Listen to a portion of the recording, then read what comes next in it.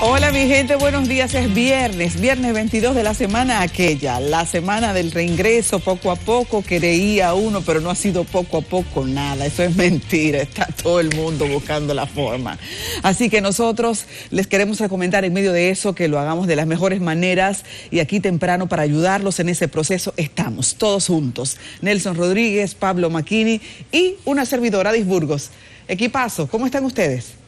Muy buenos días, país. Buenos días, República Dominicana, compañeros. En viernes, que posiblemente sea un viernes de un aloque promedio, porque lo cierto es que lo que se ha destapado en el país después de la apertura parcial de las medidas no es para alegrarse, más bien para preocuparse, pero esa es nuestra realidad y habrá que seguir conversando con esto porque hay una preocupación más que justificada. Así que, señores, es viernes, pero la chercha vamos a hacerla por Zoom o en la casa. Bienvenidos y bienvenidas. Nelson Rodríguez. Bien, ni me voy a recordar que hoy es viernes, porque mañana sábado se inicia, déjeme dar este dato, claro que de manera virtual, un congreso de la Academia Europea de Neurología, en el que será presentada una investigación que hicieron unos expertos alemanes, que revela lo siguiente, que vivir solo y tener poco contacto familiar y con los amigos aumenta el riesgo de morir en casi un 50%. Anoten eso por ahí.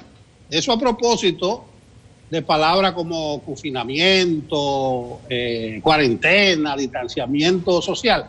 Ese estudio se hizo o se viene haciendo desde hace 13 años en más de 4.000 personas, pero que alcanza una gran actualidad en este momento. Entonces ya lo saben, el riesgo de morir es casi un 50% mayor si no aprendemos de ahora en adelante a convivir con el coronavirus y nos quedamos aislados, ¿cómo que le dicen? Agazapados, digo yo, interpretando esa investigación científica. Entonces habrá que ingeniársela de alguna manera, que no sea de la forma abrupta como la gente ha salido a la calle en estos días. Pero dicen estos científicos de la neurología que vivir solo y tener poco contacto con familias y con amigos aumenta el riesgo de morir en un 50%. No digo más, me llamó la atención eso. No, porque uno está atrancado. No, pero eso no es nuevo. Lo que pasa es que ahora hay toda una corriente científica donde los neurocientíficos se están dedicando a ponerle números y a darle datos, cientificidad, para decirlo de alguna manera, a lo que los budistas lo venían diciendo hace 5.000 años. Lo que pasa es que ahora es científico y se hace a través de una especie de resonancia magnético-nuclear en el cerebro de la gente. Entonces, eso está ahí. O sea, lo de amar y ser amado, ustedes tener lo que llaman los psicólogos las redes de apoyo, es fundamental. De ahí el gran valor de los amigos, el gran valor de la familia, el gran valor de la amistad, si es con derecho a cama, mucho mejor, el amor. O sea, esto viene planteándose hace muchísimo tiempo. Lo bueno es que, al igual que, por ejemplo, la práctica de la meditación, que era un asunto de los budistas, insisto, de hace miles de años, pues ahora ya hay la evidencia, gracias a esos, Nelson, a lo que mencionas, a ese congreso, a esos científicos. En Harvard hay un científico que también es budista, que se llama Jon Kabat-Zinn, que le ha puesto número a todo esto. Entonces es importante que lo hayas traído, porque es un tema fundamental. Amar y ser amado es el eje central de la existencia y de la salud. Sí, tiene lógica lo que usted dice, porque fíjense que ellos mismos plantean que hace 13 años que vienen haciendo esta investigación en más de 4.000 personas, entonces la han adaptado a cuarentena, confinamiento, distanciamiento social. Usted mencionó en estos días el budismo y la meditación trascendental, parece que usted anda en eso, Macchini, pero deje ese tema para... Andaba. Eso, sí. Tan buen piquero como era usted, caramba. Lo veo ahí, la veo usted por la mañana con la pierna cruzada. Pero ni modo. Miren, señores, el COVID... No, no, pero que es verdad, él tiene días hablando del budismo y esas cosas. Miren, el COVID en el mundo, señor, el número de infectados sobrepasó ayer los 5 millones. Era hace un ratico 5.100.000 los afectados. Y los fallecidos, 333.300 personas. Y con presencia en 188 países. Eso mete miedo. Incluso, para más dolor de cabeza, ayer la Organización Mundial de la Salud, a propósito de que comienza la apertura, eso que comenzó a ocurrir en República Dominicana, dice la OMS que el martes se registraron 106.000 nuevos casos confirmados de coronavirus, la cifra más alta desde diciembre. O sea que eso va acompañado con el asunto de la apertura. Pero bien, lo que me interesa hablar es del impacto del COVID en los empleos a nivel de la región. Esto a propósito que ayer la CEPAL y la Organización Internacional del Trabajo presentaron una nueva publicación conjunta en la que analizaron los desafíos laborales tras la pandemia. Estos dos organismos, CEPAL y la OIT, señalan que la crisis del coronavirus va a provocar 11 millones y medio de desempleos en América Latina y el Caribe. Bueno, yo traigo a la República Dominicana esas cifras para decir que aquí andamos por cerca de casi 1 millón de paralizados, de suspendidos, según los registros del Ministerio de Trabajo. O sea, si aquí hay 1,5 millones de empleos formales y ya hay más de 200.000 que están suspendidos, tiren ustedes cálculos. Y yo le agrego a eso que hay más de 2,5 millones de hogares que están dependiendo del dinerito que aportan los programas estos, Quédate en Casa, INFASE, el Fondo de Asistencia al Desempleado. Es una situación, y es la preocupación fundamental, que afectará directamente la dinámica de la pobreza y de la desigualdad. Eso lo han dicho repetidamente la CEPAL y la misma OIT, que ya van por 4 informes. Y en ese informe conjunto de ayer, ellos plantean, la CEPAL y la OIT, que la pobreza va a alcanzar en la región un 34%, casi un 35%, lo que equivale a más de 214 millones de personas, y que la pobreza extrema va a subir un 13%. Estamos hablando de más de 83 millones de personas. Y se espera un aumento de la desigualdad en la región que podría llegar incluso hasta el 6%. Ellos hablan de que en República Dominicana sería 1,4% el aumento de la desigualdad, pero lo condicionan todo a cuánto dure la pandemia y además a cómo le vaya a los Estados Unidos. Mientras más empeore la situación económica en Estados Unidos, mayor será el reflejo de la desigualdad y la pobreza en la región. Para salir a camino, la CEPAL está proponiendo ahí una fórmula intermedia que no resuelve, pero que por lo menos ayuda a sostener a los hogares de mayor pobreza. Es los ingresos de emergencia, lo que le llaman IBE, un ingreso básico para salir del paso en este momento, que la CEPAL recomienda. Es lo que está haciendo el gobierno con Quédate en Casa y con FASE, pero la CEPAL dice que debe extenderse por lo menos hasta 6 meses. Nosotros tenemos abril, mayo y ahora se incorporó junio. Es decir, que dice la CEPAL que esa ayuda debe seguir también julio, agosto y septiembre. Entonces, el impacto va a ser grande en las economías de la región y en la dominicana. Dice la CEPAL que estas ayudas que hay que dar, el gobierno dijo que en los primeros 2 meses, el gobierno dominicano erogó más de 57.000 millones. Eso va a suponer, dice la CEPAL, un gasto adicional de más del 2,1% del PIB para poder llegar con esas ayudas. Bueno, entonces el impacto será grande, la calidad de vida y el desarrollo de los países se van a ver seriamente afectados a propósito de eso de PIB.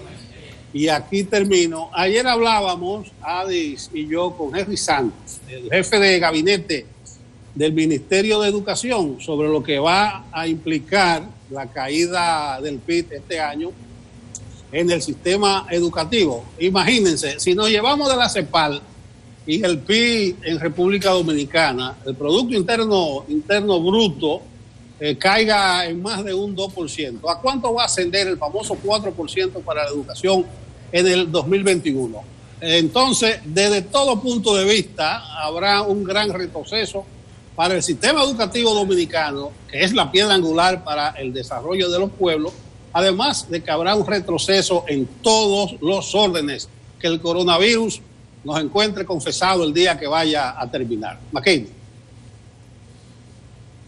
Bueno, lo cierto es que el panorama económico no puede ser más sombrío. Solo el panorama de la salud, que viene a presentar en el caso dominicano un elemento nuevo, más que nuevo, viene a poner en evidencia lo que eran temores y esa práctica de indisciplina que ya habíamos visto en barrios, en diferentes lugares. Ahora la relativa apertura pues ha puesto en evidencia la situación, una situación de una gravedad terrible. Ya en América Latina hay más de 500,000 de contaminados, más de 32,000 muertes, y hay una relación sumamente preocupante entre el comportamiento social, el respeto o irrespeto a las medidas y el número de muertes. No es casual que, por ejemplo, los países que se han lamentablemente destacado por el irrespeto a las medidas, pues presenten las peores estadísticas. Yo estoy hablando de México, Brasil o Ecuador. Por ejemplo, México tenía hasta ayer 62,155 casos y 7,131 fallecidos. Eso es más del 10%. Eso es sumamente serio. En Brasil, 310,000 contaminados, 20,000 fallecidos. Un porcentaje también sumamente alto, un 8%, sumamente serio. Y si quieren algo grave también, está el Ecuador con 35,300 casos y 3,000 muertos. Estos países incluso han tenido y están revisando las estrategias, porque hay un problema que es directamente proporcional al respeto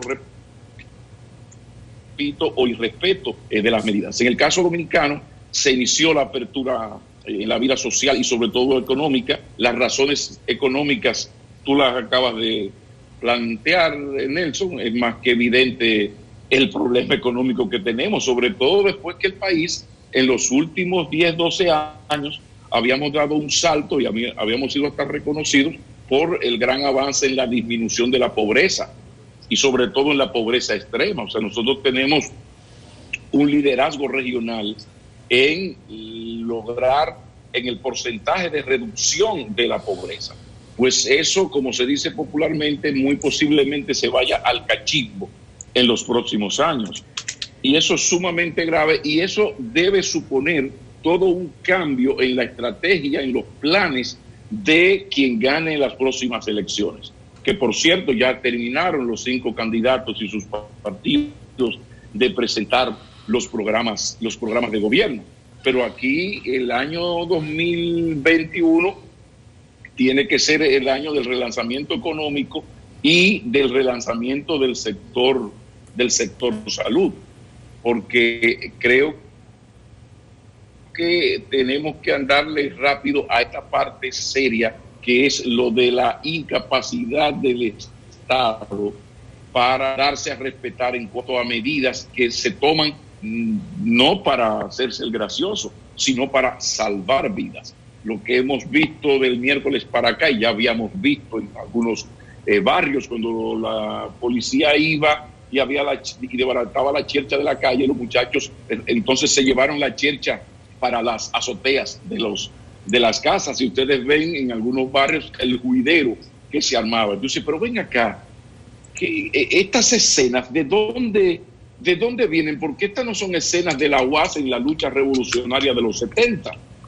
que la policía llegaba y los estudiantes salían corriendo y había una lucha política reivindicativa. No. Esta es una policía tratando de imponerle orden a unos jóvenes, pero es para salvarles la vida. O sea, aquí no es un asunto, el asunto de la política de hace 30 años. Esto es un asunto de salud. Entonces, ojalá que aprendamos de los errores de los demás, porque a nosotros, y personalmente me preocupa mucho, porque uno se pasó media vida citando a Voltaire por aquello de que los hombres, como los pueblos, solo aprenden sufriendo. Pero resulta que a nosotros nos ha llegado el sufrimiento y ni así aprendemos, como ha ocurrido también con el otro dicho popular de que hay que guardar pan para mayo, ahorrar en los tiempos buenos porque los malos se meten solos y ni saludan. Ok, a nosotros se han hecho realidad las tres advertencias. Bueno, pues yo no sé qué piensan ustedes, pero yo creo que no se corresponde lo que hemos vivido, estamos viviendo y nos espera por vivir con la actitud responsable que deberíamos tener, porque uno cada día lo que ve es una mayor temeridad y unas personas que parecerían que no le tienen miedo a la muerte, con un elemento que yo citaba ayer. Si usted no le tiene a la muerte y está ahito, para no decir harto, de estar vivo y se quiere suicidar y es mayor de edad, mira, yo lo lamento. El problema es que ante lo del coronavirus, sus instintos de responsabilidad consigo mismo y su temeridad causa la muerte de otros. Y esas son, Adis, esas son palabras mayores. ¿Saben, familia, que la gente está volviendo a la calle, pero lo está haciendo en unas circunstancias en las que trata de reconocer qué le espera afuera y no siempre sabe qué tolerar y qué no? Y no me estoy refiriendo a lo de la protección personal, sino a los servicios. Hay una comprensión de que muchos servicios van a comenzar a aumentar de precio, esas cosas que tienen que ver con las importaciones. Ya se le ha puesto número, por ejemplo, se han disparado la venta de repuestos, se habla de que los aumentos van desde un 12 a un 20%, pero hay un aumento que yo no comprendo. Ayer cuestionamos el silencio del gobierno en función del transporte público en muchas provincias en donde no se depende del transporte colectivo del Estado. Entonces, yo voy a utilizar una frase de Pablo y la voy a dañar en el sentido de que la voy a sacar del contexto, porque si no me das las reglas, me la invento. La gente se está inventando las reglas. Y una, por ejemplo, es que el transporte para los que usan un conchito, un famoso carrito público aquí en el Gran Santo Domingo, eso vale 25 pesos. Pero los choferes, como solo pueden montar 3 pasajeros, de paso, recuerden que en esta etapa se supone que el transporte privado no debió salir a la calle, pero están los ametes en la esquina y los están viendo a todos y nada está pasando. Entonces, siempre dijimos, cuando estas reglas que está poniendo el gobierno no se cumplan, ¿qué se supone que sigue? Pues ahí está lo que sigue, probablemente el caos. Los choferes han decidido que ellos necesitan compensar, entonces el pasaje... Señores, aquí yo he visto protestas de gente, cientos de personas salidos a la calle por aumentos de precio del pasaje de 2 y 3 pesos. De 2 pesos, de 1 peso. El pasaje lo están cobrando a 35, 10 pesos más. Si quieres te montas, si quieres no te montas. Lo malo es que tú no vas a ser informado antes de... señor McKinney, por favor, cuando usted se monte, sepa que no serán 25, sino 35 lo que se le va a cobrar. No.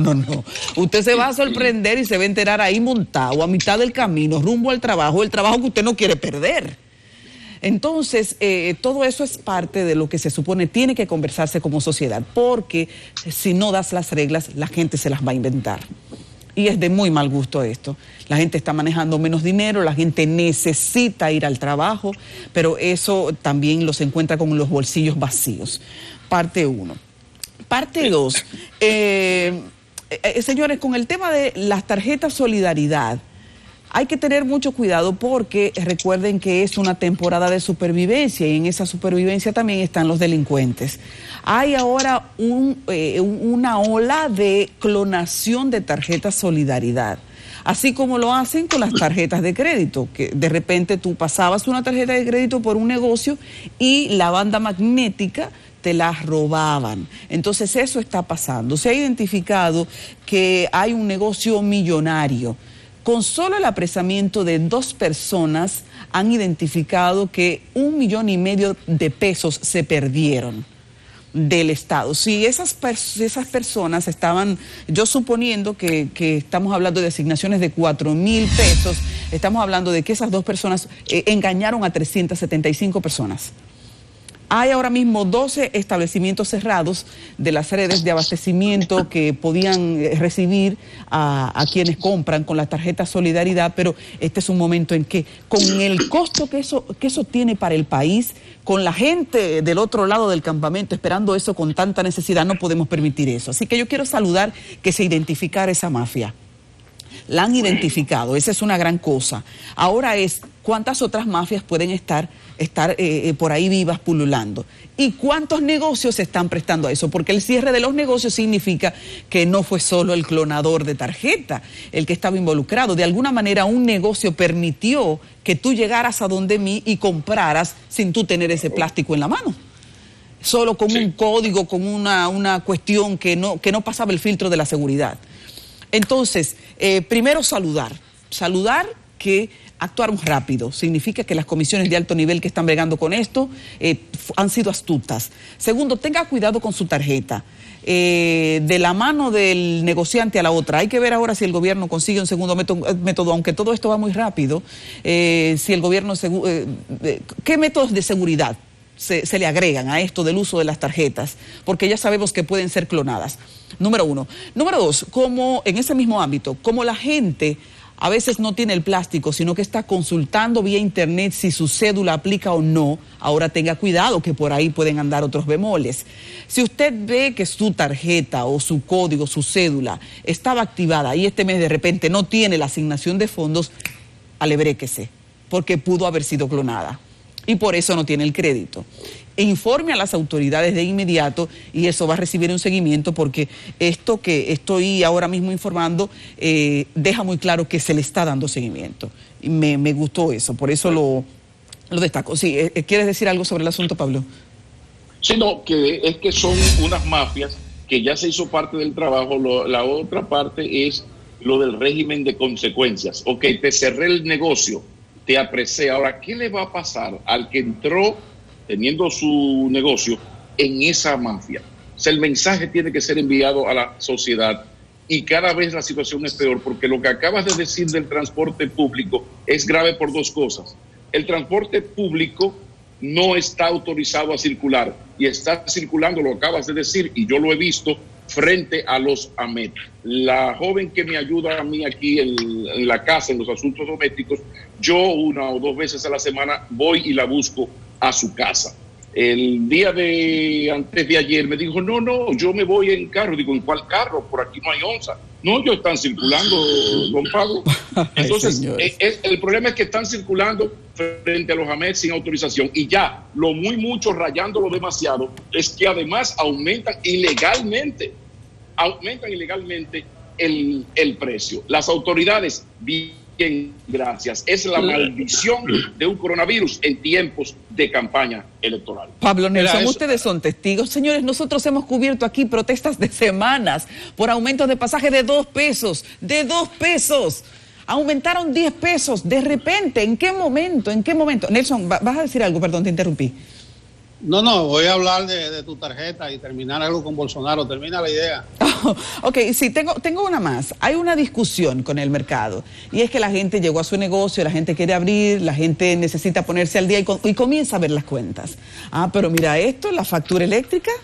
La factura eléctrica ahora tiene un ring entre el negociante.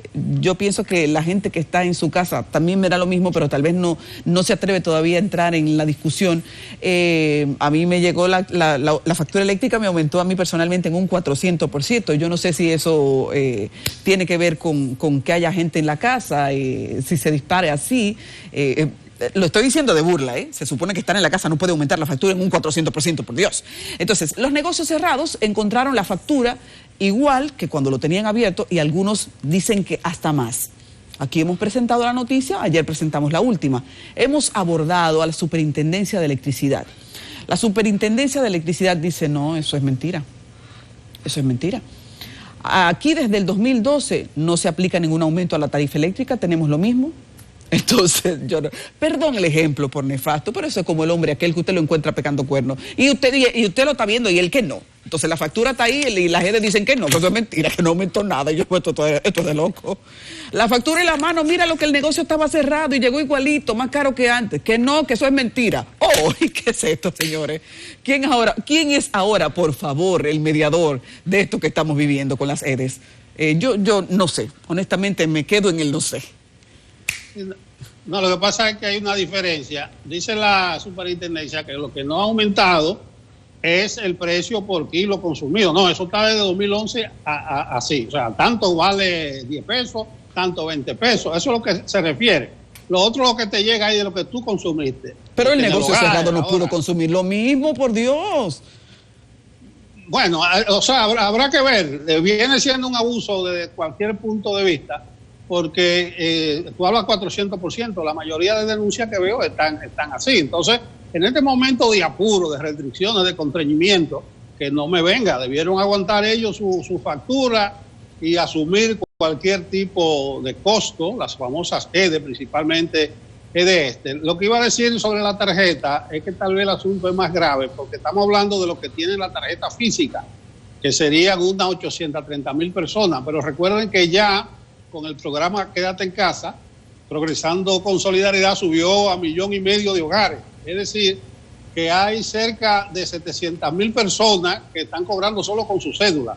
Imagínense si clonan la tarjeta, los rejuegos que se pueden hacer solo con la cédula de la persona. Entonces habrá que meter duro la mano. Un minuto nada más, que Pablo mencionó a Bolsonaro, a Brasil, cuando hacía un recuento por América Latina. La semana pasada nosotros hablamos de la grave situación de Brasil, que es el centro de la pandemia en América y que cuando viene a ver en un día de esto pasa a ser en el mundo. Y había, ¿cuántos muertos? 12,000, 13,000. Ya hay más de 8,500 los fallecidos. Y los casos, señores, en las últimas 24, no, los muertos son 20,000 ya, y habían 13,000 hace una semana. Los 18,500 fueron solo casos ayer, en un solo día. Entonces ha pasado a tener más de 310,000 casos en Brasil, va para colocarse en el segundo lugar después de Rusia, o sea, va a tratar de desplazar a Estados Unidos en número de casos. ¿Y a dónde es que quiero llegar? Compadecerme de los brasileños que lo merecen.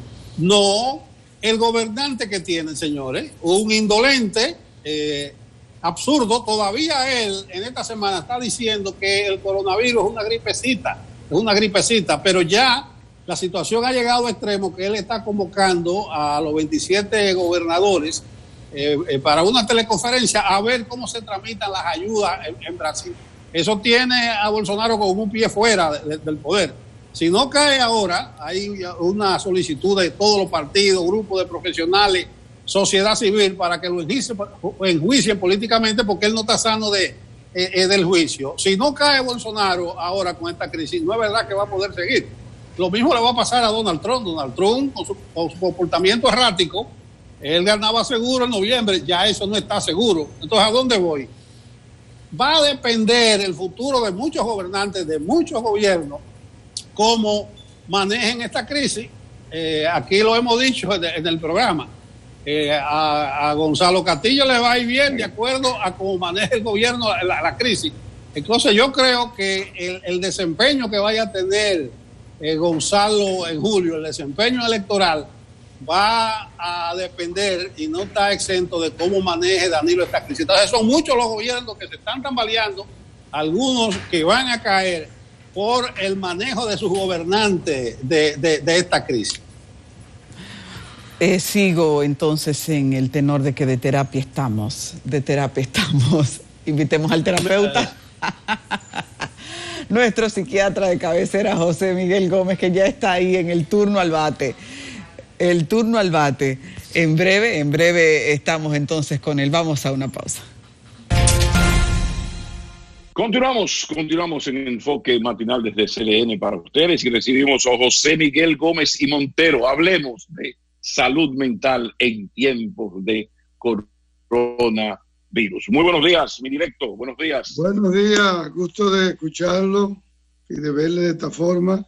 Pero espero que pronto estemos en el canal en vivo para saludarnos, abrazarnos y decir todas las cosas que nos decimos allí. Bueno. Y esto del comportamiento social en esta, alguien quiso llamarle nueva normalidad, yo no sé si merece el término. Podríamos tener de parte suya una lectura a esto que se nos ha presentado luego de que se abrieron prácticamente todas las puertas, o casi todas. Sí, es así, Pablo. Me duele decirlo, que se esperaba un ser humano post pandemia o después de cuarentena o de confinamiento, un ser humano más reflexivo, con un nuevo aprendizaje social, existencial, basado en que había aprendido y había tenido la lectura desde la cantidad de pérdidas humanas, desde tener que consumir sus ahorros, desde tener que entrar a un proceso en desafecto hacia ese confinamiento que nos impusieron, y de ver que tanta gente perdió el empleo y que se está hablando de una proyección de cero crecimiento en la economía y algunas que van a decrecer, y los niveles de hambruna, los niveles de desempleo, los niveles de marginalidad y de inequidad, cómo van a aumentar con todas esas informaciones y con todo el estrés y el pánico que hemos vivido. Los países de Occidente que han dado pequeñas escalonadas y aperturas, la gente, Pablo, ha salido corriendo a las tiendas a comprar carteras y zapatos. La gente ha hecho fila para comprar un reloj. La gente, al bajar los precios para dinamizar la economía, la gente ha salido hasta buscar préstamo o tener un banco, una tarjeta para ir a consumirlo. Entonces uno dice, wow, ¿y qué ha pasado en todo Occidente con este comportamiento social de un ser humano que ha vuelto a su vieja normalidad? Yo he estado revisando lo que es la economía del comportamiento y he estado leyendo desde el punto de vista sociológico, antropológico, las otras conductas de los grupos marginados que han entrado en desobediencia, desacatamiento, desafío de la autoridad, en barrios que gente se niega a los toques de queda, de gente que se ha quitado la mascarilla y ha salido, y de gente que se está aglutinando en los sitios, como arriesgándose y no importándole una nueva ola de contagio. Entonces uno dice, ¿qué pasa con el ser humano? O que no valora la vida, o que no valora la existencia, o que esta vida cortoplacista de buscar el placer y las gratificaciones de manera inmediata, esas personas no pueden detener, posponer esas autogratificaciones. Y hoy en día vemos un ser humano evidentemente más alienado hacia el mercado, más con poca susceptibilidad social y con una falta de vacío existencial como para buscar el ser en este proceso. La gente ha vuelto, Pablo, al parecer, a buscar lo que tengo que hacer para yo decir que esta pandemia no ha pasado nada. Precisamente, doctor, de eso hablábamos ahorita, porque yo citaba mi vieja cita de Voltaire de que los pueblos como los hombres solo aprenden sufriendo. Entonces uno decía que la única parte positiva de esta desgracia mundial era que algo nos iba a enseñar, y como hemos sufrido, como el muchachito que pone el dedo en la salida eléctrica, le da el corrientazo, eso es más didáctico que 30 veces mi hijo no ponga el dedo ahí, que te va a dar un corrientazo. Entonces, de repente ocurre la tragedia, estamos vueltos locos, 2 meses encerrados, somos más pobres que nunca, más solitarios que nunca, y eso no como la canción de José Alfredo, nada nos han enseñado los años. Entonces, desde la psiquiatría, desde la psicología y la psiquiatría social, ¿cómo explicar que ni sufriendo somos capaces de reaccionar y seguimos en esa dinámica que tanto usted en este programa ha comentado? Y entonces, por favor. Bueno, entonces, mira, esto le da una lectura a uno sobre el cerebro. Toda esa gente que está yendo de manera compulsiva a una cotidianidad, asumiendo hasta conductas de altos riesgos y de compra y de hábitos no saludables,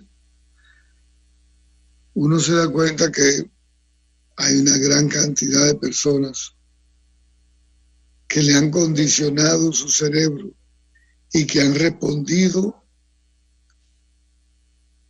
con sus fijaciones cerebrales. ¿A qué me refiero? Por favor. Los mercadólogos, los neurocientistas, los del neuromarketing, los publicistas, hace mucho, junto con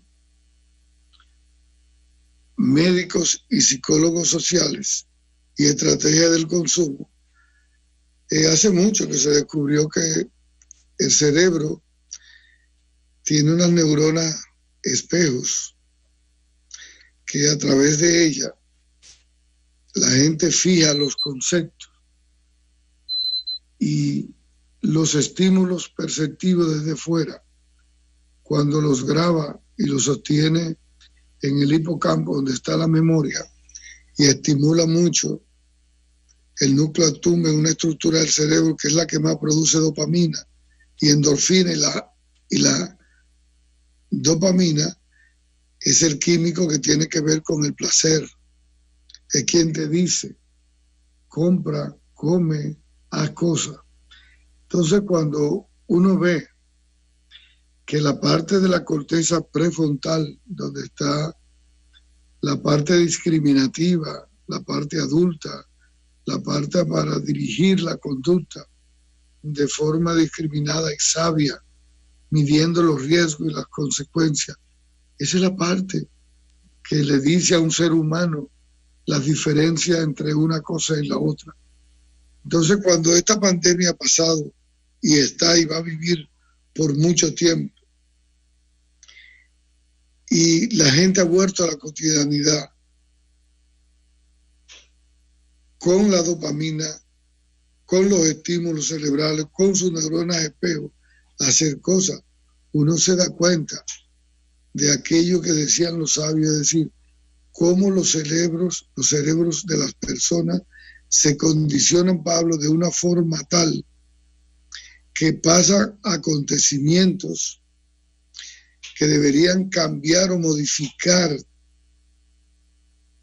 los pensamientos y la estructura cerebral para un nuevo aprendizaje, que el ser humano no ha aprendido nada. Eso te está diciendo que hay más gente víctima de adicción al consumo, que hay más gente víctima de adicción a las compras, que hay más gente que está más regulada y más condicionada emocionalmente y conductualmente para responder de forma automática, sistemática, y no da ser tiempo para reflexionar, y a uno le preocupa y le duele eso. Sí. Doctor, pero esas son palabras mayores porque eso viene a dar veracidad a viejos temores.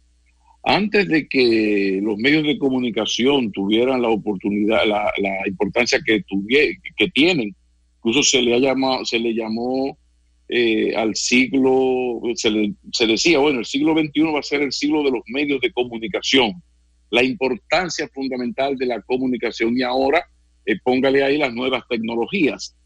Podríamos deducir ahí, empujando un poco, que antes de esta gran explosión de los medios de comunicación, la socialización se daba entre los amiguitos en la esquina del barrio o en el patio de casa, en la escuela o en el patio. Luego tú ibas y veías Tarzán y veías El Llanero Solitario, pero la mayor parte del tiempo de la gente era entre su gente, conversando. De repente, ¿hasta qué punto el predominio total y que nuestra vida sea en gran medida una vida mediática? Despierto y no llamo al amor, despierto y entro a Twitter y reviso cómo están los emails. Ya, o sea, ¿hasta qué punto esto es lo que está provocando que el poder del adoctrinamiento, que lo conocimos en la publicidad primero, esté sobrepasando todos los límites que ni sufriendo aprendemos? Bueno, ha pasado y se va esto, a uno le duele mucho, se va a empeorar, porque aparte de esa era de la comunicación, la tecnología, la robótica, la automatización, que va a romper también con la vida de la gente, los esquemas y los empleos. Y esos son los postulados de Bandmann y de Haller en los desafíos los 21 desafíos del siglo XXI. Es decir, esa crisis de identidad generalizada, esa despersonalización y esa deshumanización colectiva de cómo en los países desarrollados vimos que la gente veía furgones completos de cadáveres, como la peste que describía Camus, cadáveres en la calle en Nueva York, y la gente tiraba una foto y seguía caminando. Y la gente fue capaz de presenciar todo eso y salir a reclamar unas libertades para que le abran las calles a grito y a pulmón, para volver a sentir esa libertad y asumir derechos basados en esa nacionalidad, reclamando unos derechos para exponerse él o exponer a otras personas. Y pese al llamado de la sanidad y de los médicos, de que se estaban muriendo la gente y que se estaban contagiando, y que esto iba a durar más tiempo, que por favor modificara, la gente no respondió. Y ahora, apenas hace 3 días que en República Dominicana estamos haciendo la fase 1, y tú ves el comportamiento de la gente.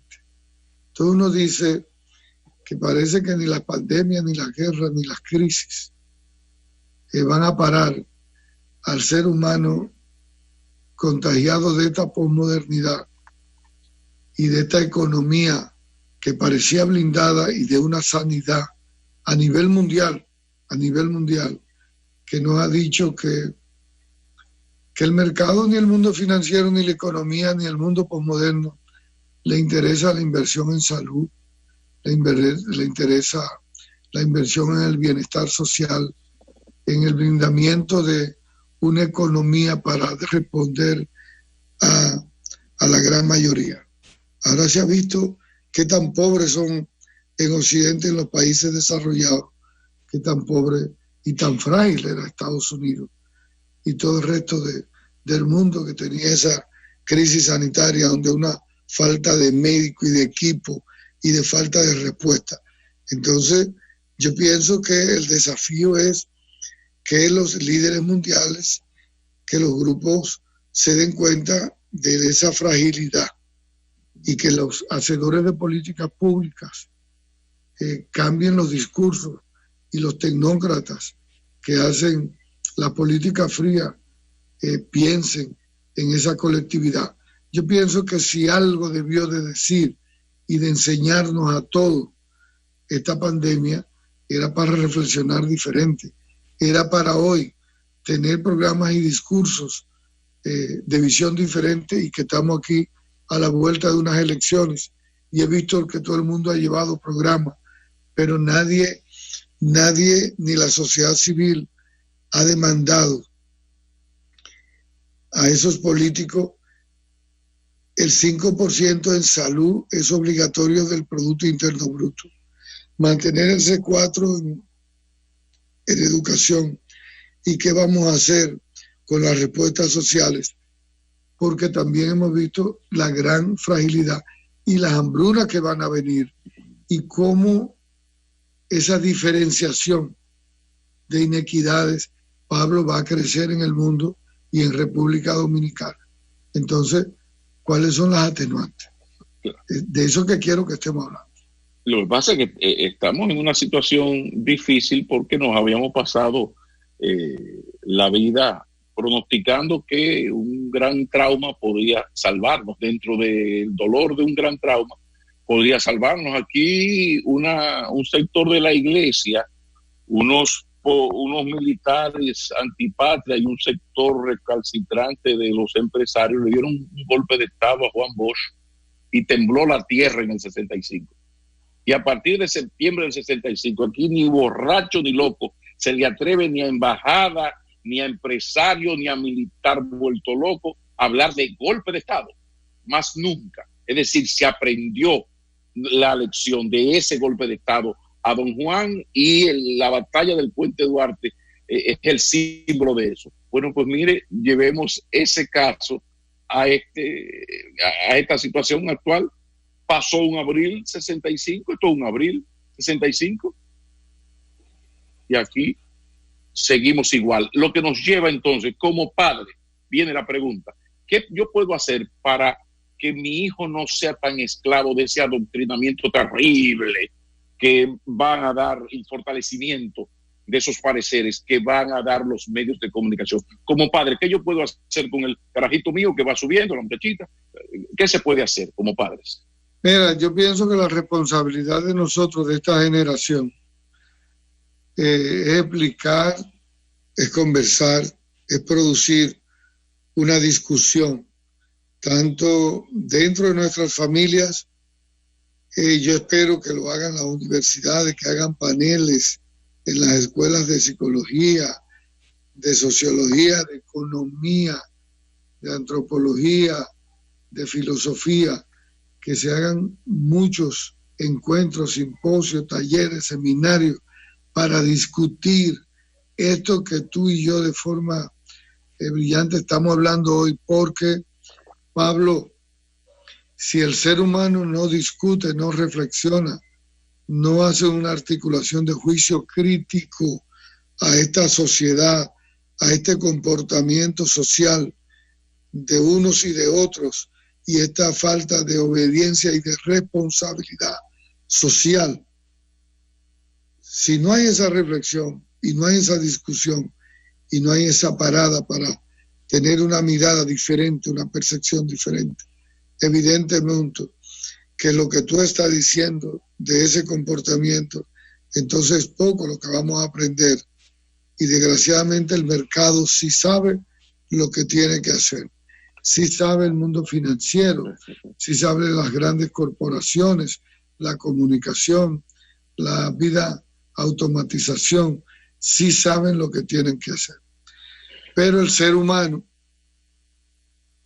que es vulnerable, que es frágil, que la vida es tan corta, tan impredecible, entonces, si ese ser humano no modifica los comportamientos para tener mayor compromiso en términos de afectividad, de vínculo, de apego, de sentido gregario, de responsabilidad social, de una visión más colectiva y más hacia el cuidado y a las protecciones de la grande mayoría, y también a tener que administrar los riesgos personales y sociales. Si eso no se habla con los hijos, en la escuela, en las universidades, en los espacios, entonces vamos a quedar más pobres que antes, porque ya no va a ser una pobreza con hambrunas y carencias materiales, va a ser una pobreza espiritual.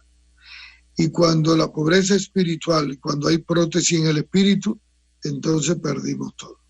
Ahí se ha perdido más, mucho más que siempre.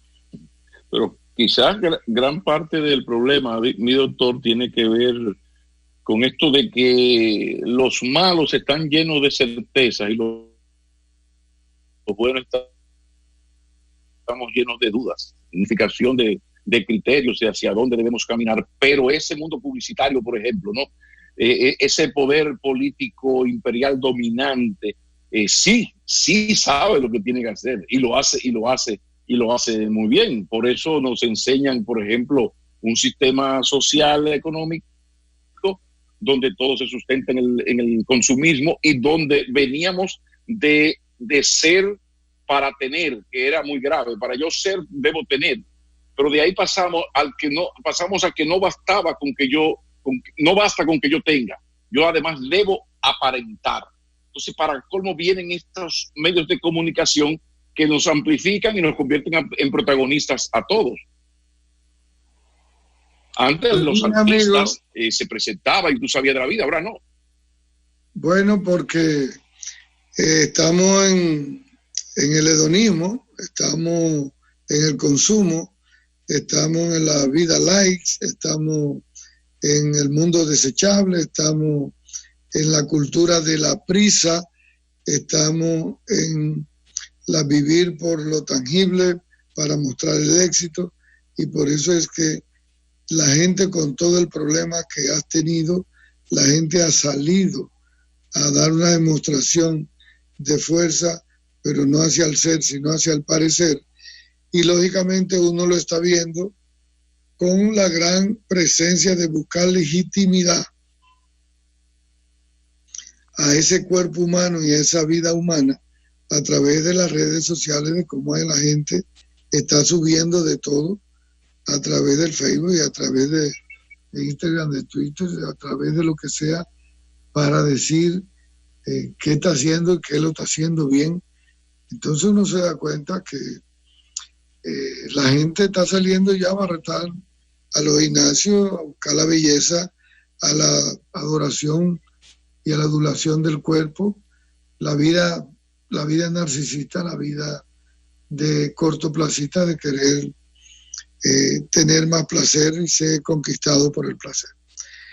Y yo pienso que esa combinación se perdió entre asimilar el ser, fortalecer el ser y responder a la economía con algún tipo de discriminación.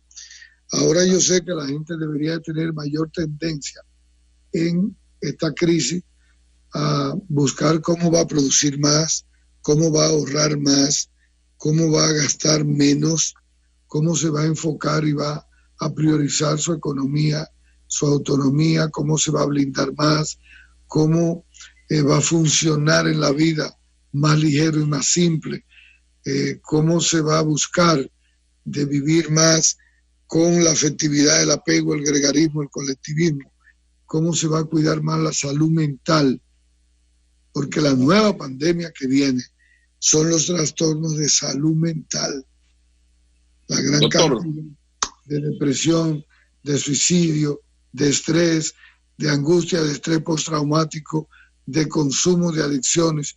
Todo eso va a multiplicarse. Doctor, muchísimas gracias. Brillante como siempre, pero un poco más brillante de lo común. Muchísimas gracias, doctor. Muchas gracias. Muchísimas gracias. Los afectos, saludos a los demás, a mi amigo Nelson y Ari. ¿Y no va a saludar a Alice? No, a Aris siempre la saludo y le tengo su afecto y su abrazo que la veo. Ari, su trabajo muy bien y las reflexiones de Nelson. Te leo esta tarde. Doctor, muchísimas gracias y gracias a ustedes que han acompañado al doctor José Miguel Gómez y Montero en esta sección sumamente didáctica hoy de salud en enfoque. Pausa y continuamos en breve, no se vayan.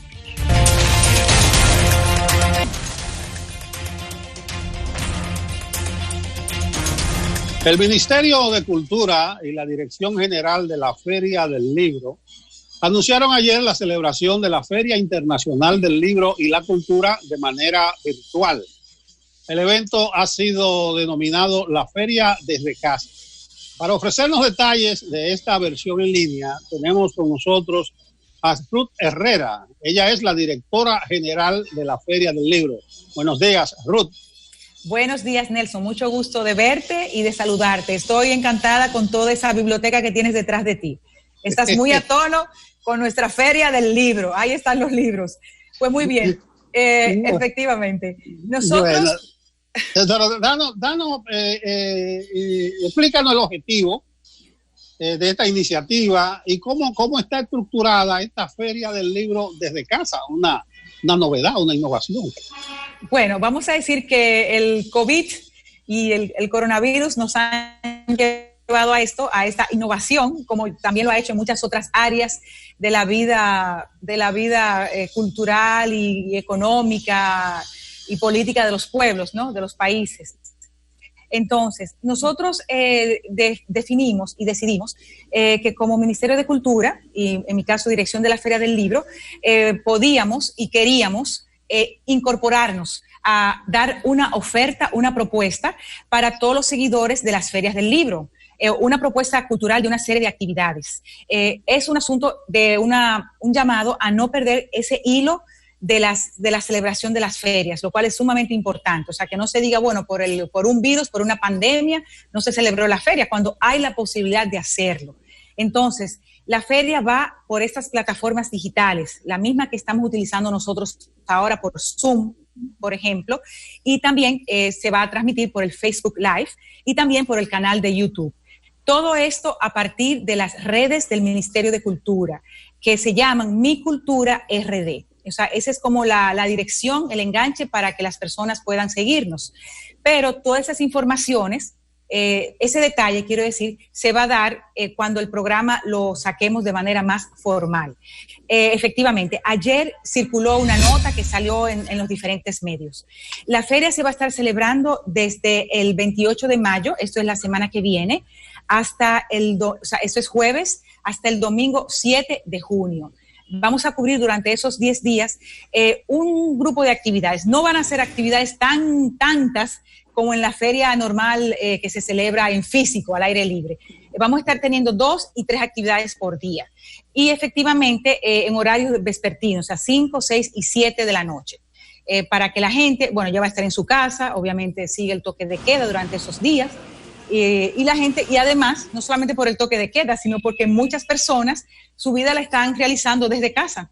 O sea, eso ha sido así a lo largo ya de esta cuarentena, que apenas se está, digamos, desmontando ahora. Escúchame, Ruth. Entonces, 28 de mayo, el inicio, 7 de junio finaliza, y el horario va a estar oscilando entre 5, 6 y 7 de la noche. Veo que la feria conserva el apellido, vamos a decirle así, de internacional. Pero es un apellido con mucho sentido. O sea, lo manejamos así porque efectivamente habrá una participación de escritores extranjeros. Por ejemplo, a propósito, y asociando también con algo que mencionaste antes cuando estuvimos hablando, la feria, si bien no tiene como una dedicatoria explícita a un país y a unas escritoras, a unos escritores, como ya se había anunciado antes de entrar en la cuarentena, como quiera nosotros mantenemos, digamos, ese concepto de tener un contenido referido a Honduras y otro a Camila y otro a Abigail. Simplemente estamos haciendo actividades en torno a ellos. En el caso de Honduras, y a propósito de lo internacional, por ejemplo, habrá un recital muy amplio con una serie de poetas, hombres y mujeres del país de Honduras. Fíjate lo interesante, tanto que viven en Honduras como que viven en otros países. O sea que este asunto de la virtualidad permite eso y ayuda a eso con mucha facilidad. Y ese es un recital que está organizando y coordinando el embajador nuestro en Honduras, que es Marino Berigüete, escritor también. Y en torno a Camila y en torno a Abigail, pues habrá unas ponencias a nivel de conversatorio que irán por vía de Zoom. Con algunas de las mismas personas que estaban previstas y otra gente. El programa se ha orquestado en base a una propuesta nueva. No es tanto el programa que estamos armando cuando iba a ser la feria en físico. Es un programa nuevo, relativamente más ligero, variado, ameno, y un poco cubriendo los intereses de la gente lectora, de los lectores tanto jóvenes como adultos. Entonces, aparte, por ejemplo, de ese recital que mencioné y asociándolo con el ser internacional, también hay otro recital poético, y digamos que aquí los poetas nos están salvando, otro recital poético que está coordinado por León Feliz Batista, que es miembro ejecutivo oficial del Ministerio de Cultura y un poeta, un gran poeta también, en el cual van a participar no solamente poetas dominicanos de Honduras, pero de otros países también, por ejemplo, como españoles, mexicanos, centroamericanos. O sea que hay una gama de internacionalidad ahí, o sea, la vamos a mantener por esa vía. Yo estoy viendo detalles del programa y hablan de talleres, de tertulias, de paneles y conversatorios. ¿Cómo estarían estructurados? Ya dijiste que va a ser por la plataforma Zoom, esta que estamos empleando ahora y que se va a transmitir por YouTube, por Facebook Live. O sea, ¿cómo sería la mecánica de estos talleres y conversatorios, para mencionar dos? Bueno, la mecánica es, digamos, como estamos tú y yo, la diferencia es que en lugar de estar nosotros dos hablando, quizá hay 2 personas o 3 o 4 y se van viendo y el público va entrando porque como se crea la actividad, se crea la sesión.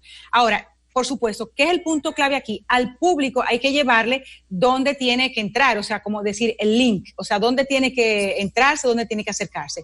Esa información, por supuesto, se va a estar dando, pero como quiera, insisto, esto se sigue por las redes del ministerio, que todas se llaman Mi Cultura RD, sea por el Zoom o sea por el Facebook Live también. Entonces, nosotros estaremos circulando el programa y también las invitaciones o el uso de las actividades de cada una que se va a realizar también. Como son tan pocas, vamos a manejarlo así. Mira, son pocas, pero no dejan de ser cada una de estas sesiones muy abundantes. Sí. Podríamos entrar en algunos detalles del programa, porque en la participación de escritores, ese tipo de cosas. Sí, bueno, yo puedo... estoy aquí buscando en mi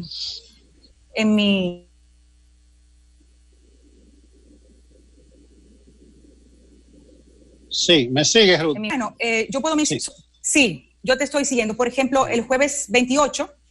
Ok.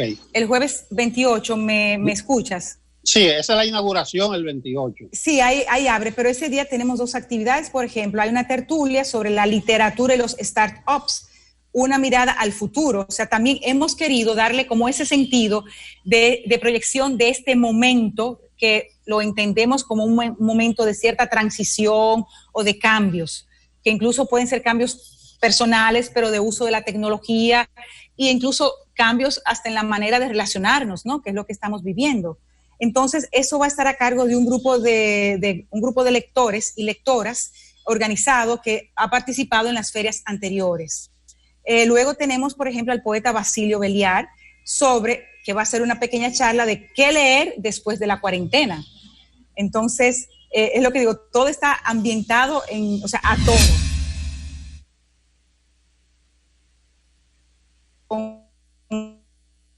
En los momentos que estamos viviendo. El viernes, por ejemplo, tendríamos, luego en la noche viene este recital que mencioné, Voces de los Confines, que son los poetas hondureños. Pero fíjate, en medio de estas fechas nos va a tocar el 30 de mayo, que es cuando se cumple el aniversario del ajusticiamiento de Trujillo, pues habrá una charla en torno a eso. Y, por ejemplo, también ese mismo día, más tarde, habrá una conferencia de la crítica de arte, Laura Gil, enfocada en estas 3 grandes figuras del arte dominicano que han fallecido, no necesariamente por el coronavirus, pero que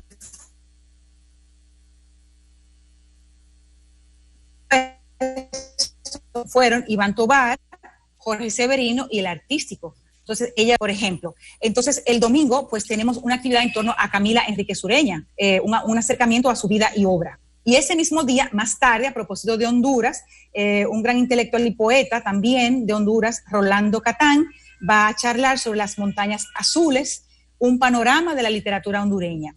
Eso es por mencionar.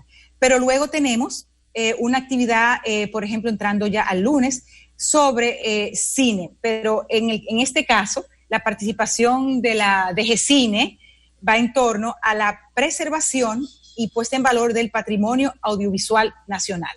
Es un tema que nos pareció novedoso y que ellos están trabajando, el patrimonio audiovisual nacional. Eso uno lo dice así y bueno, es bueno adentrarse un poco en eso. Entonces, en el campo del teatro, pues tendremos al dramaturgo Radamés Polanco, que es un hombre muy experimentado y especialista en toda esta temática. Y él, por ejemplo, va a hacer un taller, si se puede decir, un pequeño taller o una charla, una conferencia en torno a cómo trasladar del género narrativo o lírico, poético, al género dramático para representar en escena, ¿no? Entonces, hay cosas como esas. Nosotros tendremos también, es bueno que lo mencione, un conversatorio en torno a la novela Los Entresijos del Viento. Esta es la novela de Freddy Breton, Monseñor Freddy Breton, que fue la ganadora del concurso del premio Feria del Libro Eduardo León Jiménez. Entonces, luego tenemos un tema sobre cambio climático y sociedad, que es un tema que nos interesa mantenerlo vigente, porque es un tema que nos afecta a todos y como que siempre hay que estar encima y de la Agencia de Cooperación para la Agricultura, la ICA. Luego tendremos, por ejemplo, ese mismo día, así como mencioné de teatro, también en torno a la poesía, va a haber una clase magistral a cargo de Víctor Saldaña, que es del Ministerio, que análisis e interpretación de textos literarios y poéticos. Entonces, vamos por ahí. Yo quiero resaltar que esta feria, Nelson, no está costando ni un centavo. Esta feria es una feria con el personal del propio Ministerio de Cultura, del área del libro y de lectura, y con una serie de personas que nos están colaborando.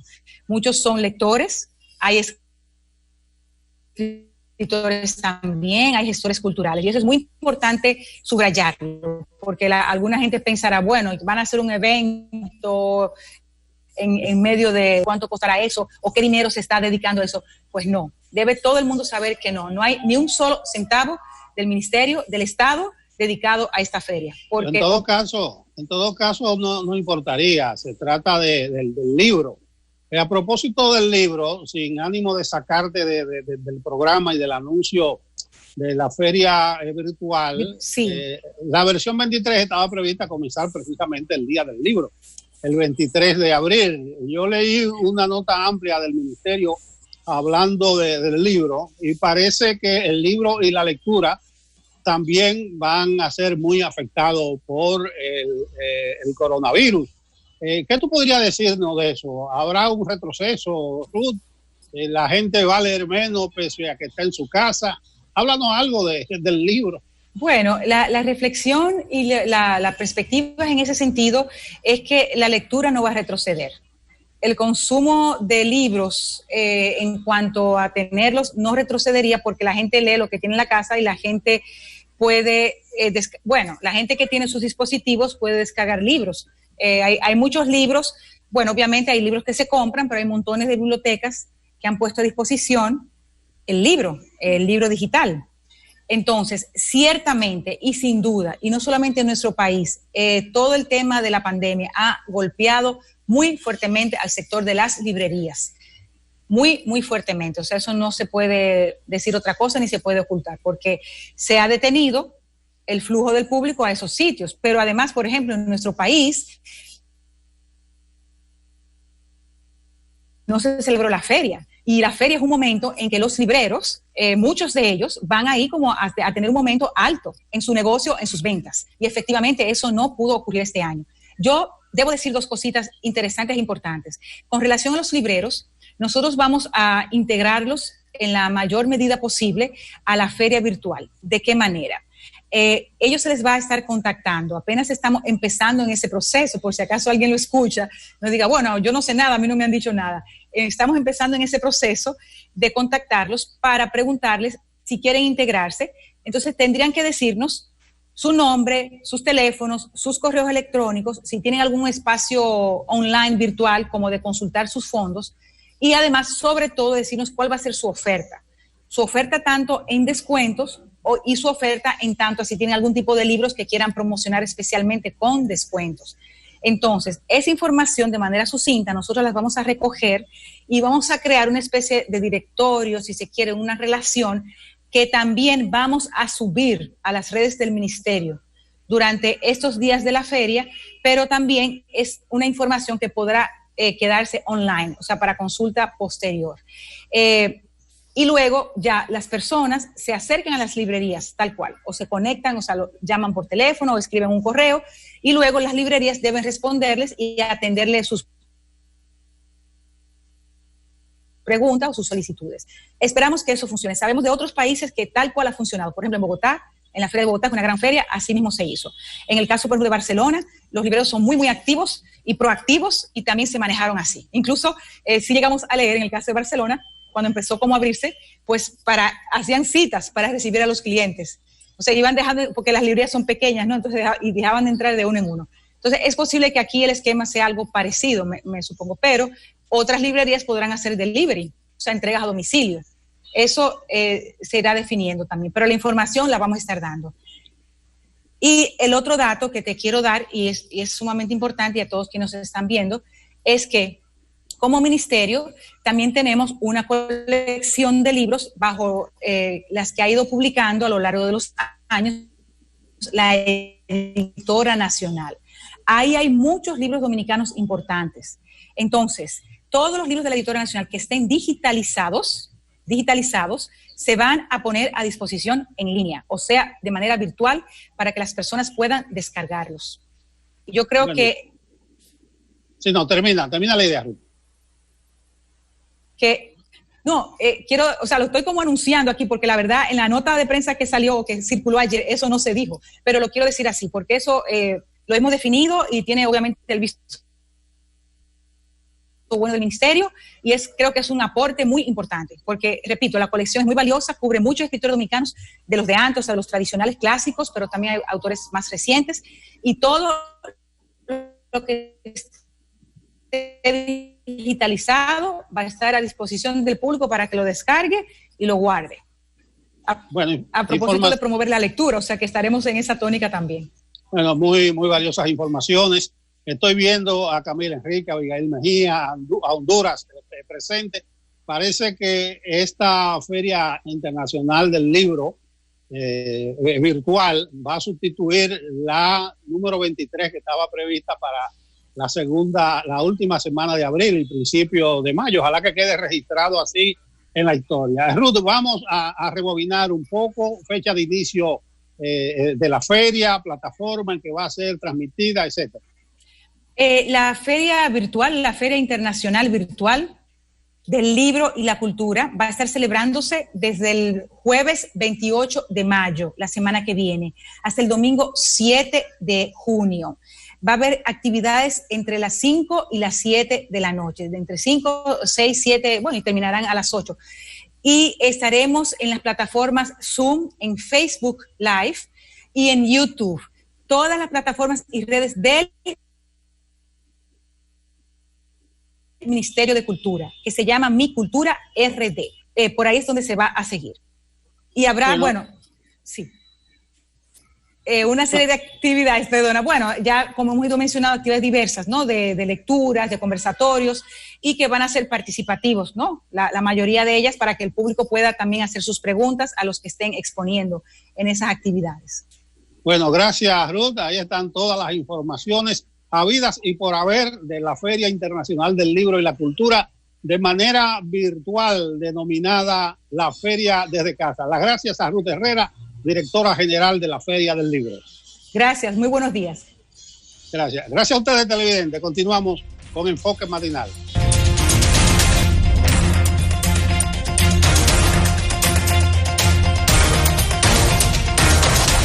Ahora sí que hay que hablar de tecnología desde todos los aspectos, porque la gente se tuvo que volver remota, tecnológica, de un día para otro. Así que ya está con nosotros Juan Manuel Medina para asesorarnos. Hola, Juan Manuel, buenos días. ¿Qué nos traes? ¿Qué tema de hoy?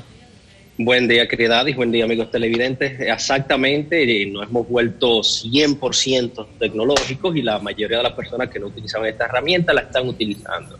Pero eso tiene sus pros y tiene sus contras. Hay muchas cosas buenas con esta herramienta, pero si se le da un mal uso también puede traerle cositas malas. Y entonces en el tema de hoy le vamos a atacar una cosa de la cual ninguno nos escapamos.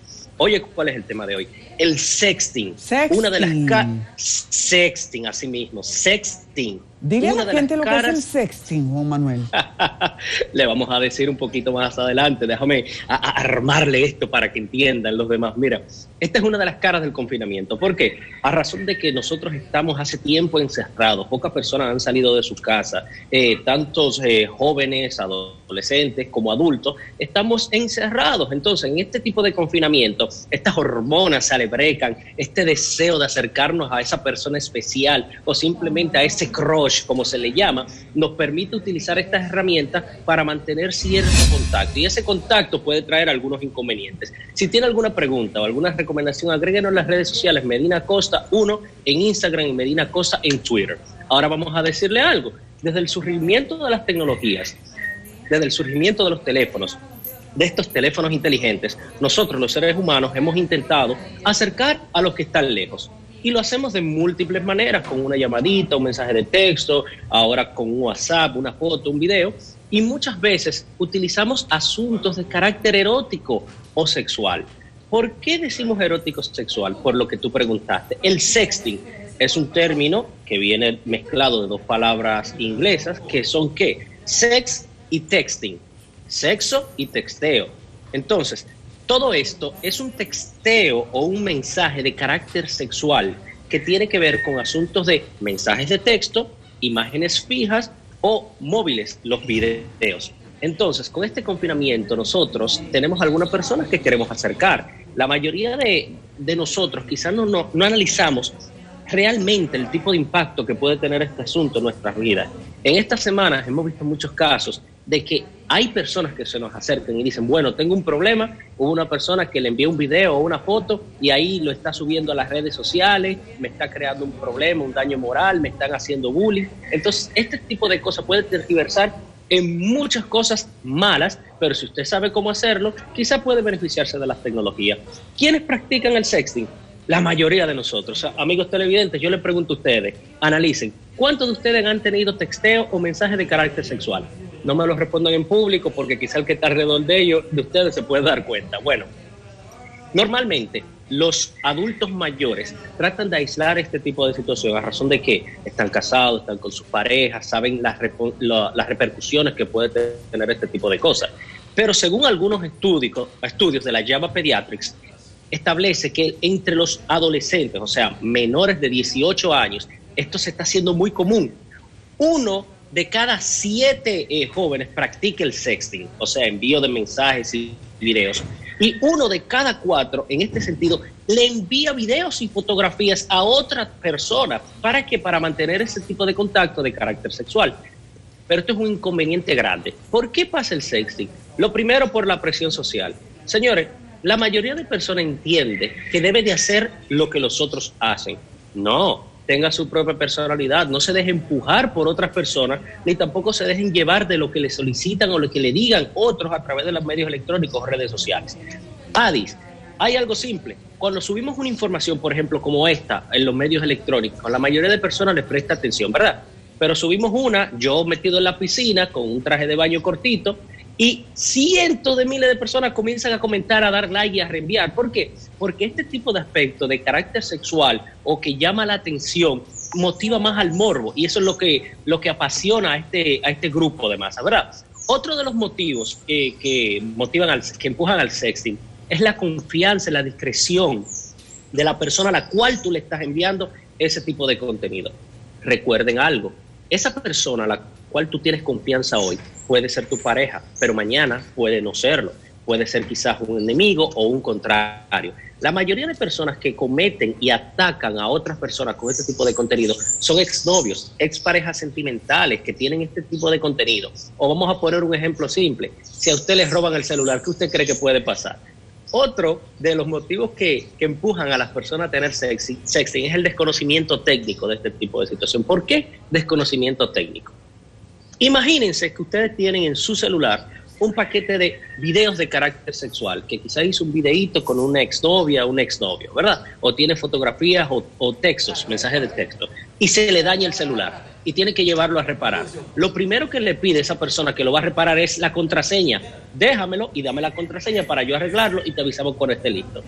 ¿Qué usted cree que pasa cuando esa persona no tiene una ética en su trabajo? Va a acceder a las fotografías, a su video, y ya una tercera persona va a tener acceso a ese tipo de información que le puede traer inconvenientes. Ahora bien, el mayor problema de esto, del sexting, y lo que trae posteriormente, es la incapacidad que tienen algunos de entender las repercusiones que puede traer este tipo de contenido si usted no sabe cómo hacerlo. Digo que no sabe cómo hacerlo. ¿Por qué? Porque algunos psicólogos establecen que este tipo de práctica es hasta saludable. Y le voy a decir cómo ellos lo establecen. Ustedes tienen que tener cuidado, porque si se filtra algún video, alguna información de esta, le puede crear acoso, le puede crear extorsión de carácter sexual, atentado contra su moral, daños psicológicos, entre otros. Ahora bien, los intereses que usted tiene el día de hoy pueden no ser los intereses del día de mañana, y este tipo de contenido lo puede afectar de manera directa en muchos aspectos. ¿Por qué algunos psicólogos dicen que este tipo de cosas no está mal? Porque si se hace con responsabilidad, si se va a enviar algún tipo de contenido donde no se vea su cara, su rostro, ¿verdad?, puede armar esa vinculación sentimental y posteriormente carnal con esa persona a la cual usted se le está enviando. Pero tienen que tener mucho cuidado con esto. ¿Por qué? Porque hay muchos estafadores, muchos extorsionadores y muchos groomers en las redes sociales. Groomers son personas adultas que se hacen pasar a veces por adolescentes para obtener este tipo de contenido con otros adolescentes, y posteriormente se convierte en algo que se llama sextortion, que se da mucho aquí en la República Dominicana, que es la extorsión de carácter sexual, mi querida Adis. ¿Y cómo trabaja esta extorsión de carácter sexual? Obtienen un contenido sexual de una persona a través de una red social, haciéndose pasar por una mujer hermosa o por un tipo súper atractivo. Le hablan a una gente y le dicen: wow, tú me gustaste, me llamaste la atención. Entonces comienza a encenderse esa llama, ese deseo, ¿verdad? Y comienzan a enviarse esas fotitos, esos videos. Y posteriormente, cuando esa persona se hace con ese contenido, le dice: o deposítame un dinero en tal cuenta y lo hago público, o simplemente le dice: yo quiero más, quiero tener relaciones contigo, vamos a vernos en tal lado. Y si se vale de esas herramientas para forzarte, a veces hasta te controla. Ojo, cuando este tipo de situación suceda, simplemente lo que tienen que hacer es poner la denuncia, almacenar estas pruebas, estos datos, para que estas instituciones, en este caso la policía y el Departamento de Investigaciones de Crímenes y Delitos de Alta Tecnología, le pueda dar seguimiento. Si esto le sucede, denúncielo, porque nosotros los dominicanos tratamos de dejar eso así. Y ahora bien, para ir manejando este tipo de temas, el sexting posteriormente trae a algo que está haciendo mucho daño psicológico, principalmente entre adolescentes y personas ya adultas, lo que es el acoso.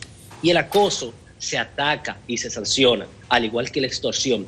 En las redes sociales estamos viendo que últimamente se están posteando todo tipo de informaciones por el asunto del ocio, el asunto del confinamiento. La gente está aburrida en su casa y entiende que puede subir cualquier información, decir lo que se le pegue en gana y atacar a quien se le pegue en gana. Pero ese tipo de cosas está mal, porque posteriormente crea un daño en una o en varias personas que la ley estipula de manera expresa que cualquier persona que pueda hacer ese tipo de cosas puede ser sancionada.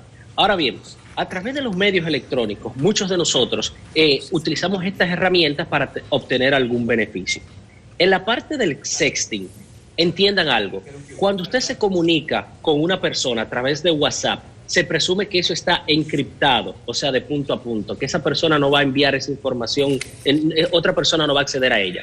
Pero ojo, para los que no lo saben, cualquier persona, mi querida Adis, que toma un chat de WhatsApp y le hace una captura de pantalla y lo envía a un tercero, está violentando el artículo 44 de la Constitución, que establece caracteres de la privacidad, de la intimidad y la inviolabilidad de la correspondencia.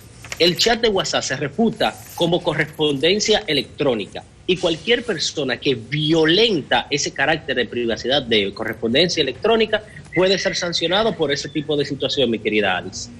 Lo que he podido comprobar, y que es un lamento, Juan Manuel, es que la gente no denuncia el sexting por muchas razones. Hay escasas situaciones en las que la gente las ha denunciado, y por eso la práctica es todavía muy abordada por los delincuentes. Se encuentra en mucho campo. La gente muchas veces no confía en el seguimiento que dan las autoridades, en todo el aparato de inteligencia delictiva que hay para perseguirla, y entonces eso da campo a que el acosador haga su trabajo a las anchas. Así que yo creo que un consejo válido es que hay que denunciarlo. hay que denunciar. Totalmente, totalmente. Y déjame explicarte una de las formas más comunes para el asunto del sexting. Todos en este momento de confinamiento estamos tratando de utilizar las redes sociales. Nos encanta el Facebook, el Instagram, el Twitter y el WhatsApp, ¿verdad? Entonces, a veces agregamos personas que son común entre otros amigos, ¿verdad? Y nos llama la atención. ¿Por qué? Porque a los seres humanos lo primero que nos llama la atención es la parte física. El que dice que no, que son los sentimientos, está hablando mentiras, sino esa envoltura de esa esencia que tienen muchas personas. Entonces, si le llama la parte física o ven que una persona atractiva lo agrega, normalmente dice, wow, le llamamos la atención. ¿Y cuál es el método que utiliza este grupo de ciberdelincuentes? Te contacta por mensaje privado. Cuando te contacta por mensaje privado, te dice, wow, tú sí estás bien, tú me gusta, me llamaste la atención. Posteriormente te envía una foto de carácter sexual y lo que te dice es, wow, me llamaste la atención. Ay, qué malos son los muchachos, mucho. Han tirado una foto tuya ahí. Tenemos que ir a la pausa, Juan Manuel, que los muchachos atacándote aquí han tirado una foto tuya mientras decías eso. El consejo es estar atento a todos esos ciberdelincuentes que han creado una estructura y que si usted es responsable es fácil de identificar. Muy oportunos tus consejos porque estamos en un momento en que tener todos teléfonos en la mano nos hace más vulnerables. Exactamente. Así que un abrazo. Cuidado. Un fuerte abrazo. Un abrazo, es fin de semana, pero hay que mantenerse todavía en modo cuarentena. Así es. Pasen buenas y nos mantenemos en contacto. Buenos días, querido. Buenos días. Vamos a una pausa. Hemos regresado ya para despedir, así que agradecemos muchísimo la sintonía de ustedes. Es viernes, pero continuamos en modo cuarentena, así que toda la precaución. Esta primera fase, señores, es determinante para que de verdad podamos comenzar a volver a la normalidad. Y es el anhelo de todos, porque todos tenemos demasiado en juego. Un gran abrazo. Buenos días, siga con CDN y más.